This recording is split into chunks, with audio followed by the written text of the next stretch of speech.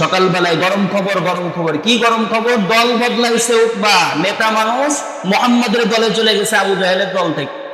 আবু জাহেল চলে আসছে দল বল নি, কিরে মদ কিনলে 2 বোতল কিনতাম, 1 বোতল তোরে দিতাম, 1 বোতল আমি খাইতাম, হাজার হাজার দিরহাম মারলে তোকে অর্ধেক দিতাম, আমরা অর্ধেক নিতাম, দল বদলাইলে বললে না তো। ওই যে বন্ধুর সংস্পর্শে এসে এখন বলতেছে যে কে বলছে দল বদলাইছে, কেন?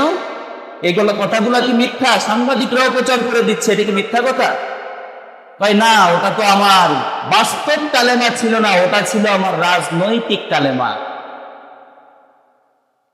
ঠিক আছে, রাজনৈতিক কালেমা যখন, তাহলে তুমি কিভাবে আমাদের বিশ্বাস করাবো?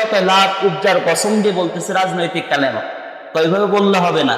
কিভাবে বলতে হবে? মুহাম্মাদের সামনে যে মুহাম্মাদের চেহারার উপরে থুতু মেরে বলতে হবে তোমার কালেমা তোমাকে ফেরত দিয়ে দিলাম। কত বড় নাফরমান! রাজি হয়ে গেছে। তখনও রাজনৈতিক কালেমা ছিল। আমাদের যখন ভোটের সময় আসলে দেখেন, সারা বছর খোঁজ নাই, টুপিটা বা মাথায় দিয়ে ভোটের সময় এক পাও ধরে টেরে নামাজ কালামের দিকে থাকে। ওইভাবে ওই সময় ছিল রাজনৈতিক। বাস আল্লাহর হাবিব সাল্লাল্লাহু আলাইহি ওয়াসাল্লাম দেখতেছে উকবা কালকে কালেমা পড়ে মুসলমান হয়েছে। আজকে যাদের জন্য আমি কষ্ট করছি, আবু জাহেল, আবু লাহাব, এদের তো আমি পড়াইতে পারি না, এখন মনে হয় বন্ধুতে বুঝায় তাদেরও কালেমা পড়াইতে নিয়ে আসতেছে।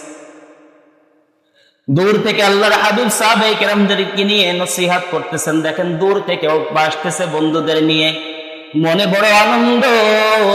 বন্ধুদের নিয়ে মনে হয় কালেমা পড়ে মুসলমান হয়ে যাবেন, ইসলামটা আরো মজবুত হয়ে যাবে। পয়গম্বর আরবের সামনে যখন আসে, পয়গম্বর সাহাবায়ে কেরামদেরকে বলে সরে যাও, সরে যাও, জান্নাতের মানুষরা আসতেছে, তাদেরকে একটু পথ করে দাও। পয়গম্বর আরবি বসা অবস্থায় ছিলেন, দাঁড়িয়ে গেছেন অভ্যর্থনা জানানোর জন্য। ওই উকবা ইবনে আবি মুঈদ 1 পাও 2 পাও সামনে এসে পয়গম্বরের চেহারা উজ্জ্বল হয় খুশির চোটে যে কালেমা পড়বে। আর ওই সিলমারা জাহান্নামী 1 পাও 2 পাও সামনে অগ্রসর হয়ে মুহাম্মাদুর রাসূলুল্লাহ সাল্লাল্লাহু আলাইহি ওয়াসাল্লামের চেহারার উপরে এসে থুতু নিক্ষেপ করে বলে তোর কালেমাটাকে ফেরত দিয়ে গেলাম। যার গায়ে একটা মশা মাছি পর্যন্ত পড়া হারাম ছিল, পয়গম্বর আরবি সাল্লাল্লাহু আলাইহি ওয়াসাল্লামের চোখ দিয়ে দরদর করে পানি। আসমানের দিকে তাকিয়ে আছেন। উকবা ইবনে আবি মুঈদ দল নিয়ে ফেরত যায়। আসমান থেকে জিবরাইল আলাইহিস সালাতু ওয়াস সালাম আসতে দেরি করেন নাই। জিবরাইল আলাইহিস সালাতু ওয়াস সালাম বলেন, পয়গম্বর কাঁদবেন না, আমার আল্লাহ আপনার তরফ থেকে জবাব দিয়ে দিয়েছেন। ইয়াউমা ইয়া'যু যালিমু আলা ইয়াদাইহি ইয়াকুলু ইয়া লাইতানি ইত্তাখাযতু মা'আর রাসূলি সাবিলা ইয়া ওয়াইলাতা লাইতানি লাম আত্তাখিয ফুলানান খলিলা। ও পয়গম্বর, কিয়ামতের ময়দানে উকবা নিজের হাত নিজে কামড়ায়া খাইবে, আর চিন্তা করবে জান্নাতের মেহমান হয়ে কেন জান্নাত ছেড়ে আবার জাহান্নামের আসামি হয়ে গেলাম। আপনি কাঁদিয়েন না।